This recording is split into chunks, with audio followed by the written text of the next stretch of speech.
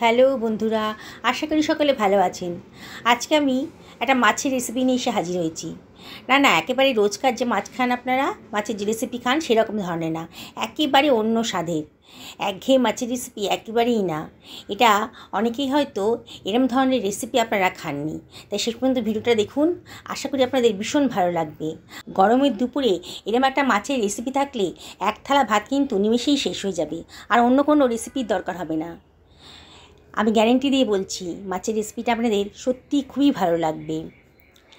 চলুন তাহলে রান্নাটা করা যাক। আমি 4 টুকরো রুই মাছের পিস নিয়ে নিয়েছি।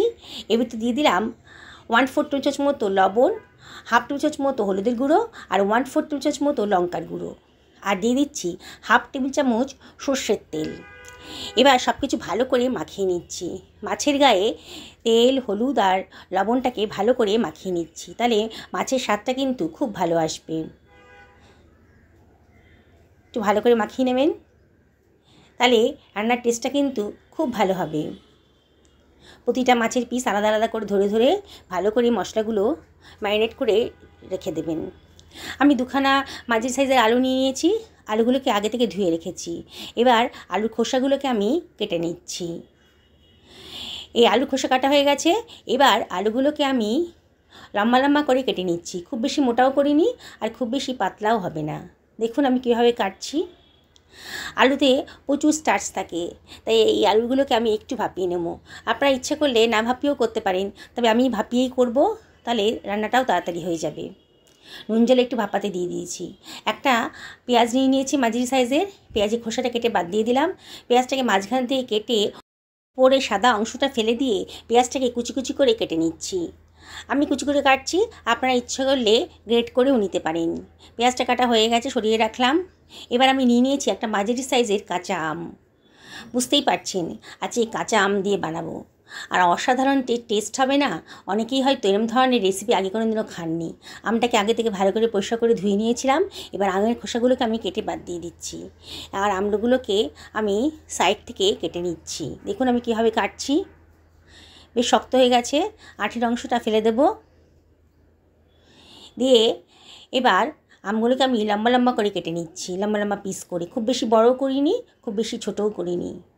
বন্ধুরা, রেসিপিটা যখন বানাবেন না, সত্যি বলছি বাড়ির সবাই কিন্তু খুব প্রশংসা করবে আপনার রান্নার। দেখুন আমগুলোকে আমার কাটা হয়ে গেছে। আমের গায়ে কিন্তু অনেক কষ থাকে, তাই আমগুলোকে আমি একটা পাত্রের ভিতর রেখে জল দিয়ে ভালো করে ধুয়ে নেব। নিয়ে জলের মধ্যে লবণ দিয়ে চুবিয়ে রাখবো, তাহলে আমের যে কষটা থাকে সেটা চলে যাবে, আর আমের টক ভাবটাও অতটা থাকবে না। এবার সরিয়ে রাখলাম। একটা গ্যাস ওভেনে একটা কড়াই বসিয়ে দিয়েছি। কড়াইটা যখন গরম হয়ে গেছে 3 টেবিল চামচ মতো সর্ষের তেল দিয়ে দিলাম। তেলটা যখন গরম হয়ে গেছে 1 চিমটা লবণ দিয়ে দিলাম। এই লবণটা দিলে পরে তেলের কাঁচা গন্ধটা থাকে না। এবার ম্যারিনেট করা মাছগুলোকে আমি দিয়ে দিচ্ছি। একসাথেই মাছগুলোকে ভেজে নেব। দেখুন মাছগুলোকে আমি লাল লাল করে ভেজে নেব। ওলট পালট করে দিচ্ছি। উল্টে পাল্টে দিতে হবে, নাহলে কিন্তু সাইডগুলো পোড়া লেগে যাবে। দেখুন মাছগুলো দেখেই মনে হচ্ছে খুব সুন্দর করে ভাজা হয়ে গেছে। এবার মাছগুলোকে আমি তুলে রাখছি অন্য একটা পাত্রের ভেতর। তেলটা যত সম্ভব ঝরিয়ে নিয়ে অন্য একটা পাত্রের ভেতর সরিয়ে রাখবো। এবার ওই তেলের ভেতর দিয়ে দিচ্ছি ভাপিয়ে রাখা আলুটা। বললাম না আলুটাকে আমি একটু ভাপিয়ে নেব। আপনার যদি ইচ্ছা না হয় তাহলে ভাপাবেন না, ডাইরেক্ট কাঁচা আলুটাকেই ব্যবহার করবেন। আলুটা দেওয়ার পর 1/2 টেবিল চামচ মতো হলুদের গুঁড়ো দিয়ে দিলাম, আর 1/2 টেবিল চামচেরও কম লবণ দিলাম।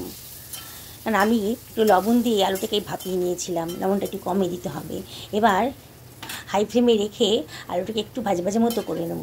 দেখুন খুব বেশি ভাজবো না। আলুটাকে একটু কালারটা চেঞ্জ হয়ে গেছে যখন, তখন এই অবস্থায় আমি দিয়ে দিচ্ছি কেটে রাখা আমের পিসগুলো।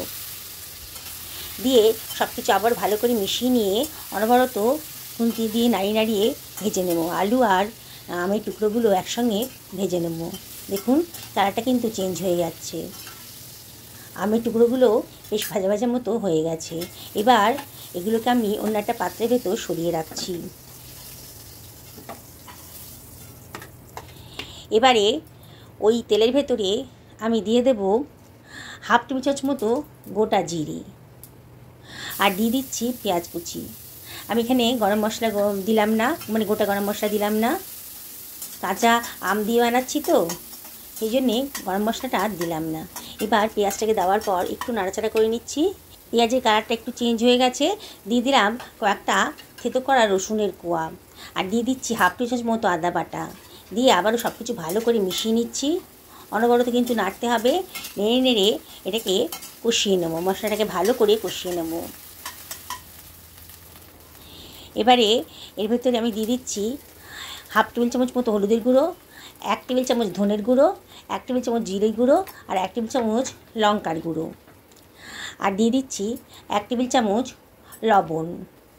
একটু জল দিয়ে দিলাম, জল দিয়ে ভালো করে সব কিছু মিশিয়ে নিচ্ছি। আপনারা ইচ্ছা করলে একটা পাত্রের ভেতর জলে গুলে মশলাগুলো, বেসিক মশলাগুলো দিতে পারেন। আমি একবার ডাইরেক্ট দিলাম, আর গ্যাসের ফ্লেমটা এই সময় লো করে দিয়েছিলাম। মশলাটা এবার কষানোর জন্য ঢাকা দিয়ে দিয়েছি মিনিট 2 জন্যে, মিডিয়াম টু লো ফ্লেমে, তাহলে তাড়াতাড়ি মশলাটা কষানো হয়ে যাবে। দেখুন ঢাকাটা তুলে নিয়েছি, 2 মিনিট বাদে মশলাটা কিন্তু অনেকটাই ভাজা ভাজা মতো হয়ে গেছে। এবারে আমি এর ভেতর একটু জল দিয়ে দিচ্ছি, জল দিয়ে আরও ভালো করে মশলাটাকে কষিয়ে নেব। খুব বেশি তেল তো দিইনি, তাই অল্প অল্প জল দিয়েই মশলাটাকে ভালো করে কষিয়ে নেব। দেখুন এবার কিন্তু মশলাটা ভালো মতন কষানো হয়ে গেছে। এই অবস্থায় আমি দিয়ে দিচ্ছি ভেজে রাখা আলু আর আমের টুকরোগুলো, দিয়ে সব কিছু আবার ভালো করে মিশিয়ে নিচ্ছি। মিনিট খানেক ভালো করে কষিয়ে নেব, অনবরত কিন্তু নাড়তে হবে। গ্যাসের ফ্লেমটা মিডিয়াম টু হাইতে রেখেছি, আর অনবরত নাড়ছি, আস্তে আস্তে ভালো করে কষানো হয়ে যাচ্ছে। এবারে এর ভেতরে আমি দিয়ে দেব গরম জল। জলটা এমন করে দেব যাতে আলু আর আমের টুকরোগুলো ডুবে যায়। গরম জলটা দিলে পরে রান্নাটাও তাড়াতাড়ি হবে, আর রান্নার কালারটাও খুব সুন্দর আসবে। চেষ্টা করবেন গরম জল দিয়ে রান্না করার জন্যে। সব কিছু আবারও ভালো করে মিশিয়ে নিলাম। জলটা যখন ফুটে উঠেছে তখন দিয়ে দিলাম কতগুলো কাঁচা লঙ্কা। এবার ঢাকা দিয়ে মিনিট 5-6 রান্না করে নেব। দেখুন মিনিট 5 বাদে ঢাকাটা তুলে দিয়েছি, দেখেই মনে হচ্ছে আলুটা তো ভাপানো ছিল, তবে ভাজা হয়েছে, আলুটা সেদ্ধ হয়ে গেছে। দেখলেন তো আলুটা একদম ভালো মতো সেদ্ধ হয়ে গেছে। এবার আমটা তো নরমই আছে, বোঝাই যাচ্ছে আমটাও সেদ্ধ হয়ে গেছে। এবার ভেজে রাখা মাছের টুকরোগুলো আমি দিয়ে দেব। আমি আজকে রান্নাটা একটু মাখো মাখো করব, তাই আর জল দিলাম না। আপনাদের যদি মনে হয় যে একটু পাতলা করে খাবেন তাহলে একটু জল দিয়ে দেবেন। আবারও সব কিছু ভালো করে মিশিয়ে দিলাম, আর হাফ টেবিল চামচেরও কম একটু চিনি দিলাম। আম দিয়ে রান্না করছি তো, এই টক ঝাল মিষ্টি একটা সুন্দর টেস্ট আসবে। আর দিয়ে দিলাম একটুখানি ধনেপাতা কুচি। এখন আর গরম মশলাও দিলাম না, বললাম না কাঁচা আমের একটা ফ্লেভার আছে, এই জন্যে গরম মশলাটাকে অ্যাভয়েড করছি। আপনার যদি ইচ্ছা হয় তাহলে গরম মশলাটা দেবেন। মিনিট 2 লো ফ্লেমে রান্না করে নিলাম, তবে গ্যাসের ফ্লেমটা অফ করে দিয়ে আরও 2 মিনিট রেস্টে রেখেছি। দেখুন দেখেই খেতে ইচ্ছে করছে না, কি সুন্দর রঙটা হয়েছে দেখুন। রোজকার মাছের ঝোল একঘেয়ে হয়ে গেছে, তাই আজকে নতুন ধরনের এই আমের টুকরো দিয়ে মাছের ঝোলটা আপনারা রান্না করে দেখুন কেমন লাগবে। বন্ধুরা রেসিপিটি যদি ভালো লাগে তাহলে লাইক করবেন, অবশ্যই কমেন্ট করে জানাবেন যে নতুন ধরনের মাছের রেসিপিটা আপনাদের কীরকম লাগলো। পুরনো বন্ধুদেরকে অনেক অনেক ধন্যবাদ, তাদের সাপোর্টের জন্যেই আজকে এত দূরে আসতে পেরেছি। দেখুন মাছের কালারটা কত সুন্দর হয়েছে, কি দেখেই খেতে ইচ্ছে করছে না। গরম ভাতের সাথে অবশ্যই একদিন রান্না করে নিন। নতুন বন্ধুদেরকে রিকোয়েস্ট করবো আমার চ্যানেলটা সাবস্ক্রাইব করার জন্যে।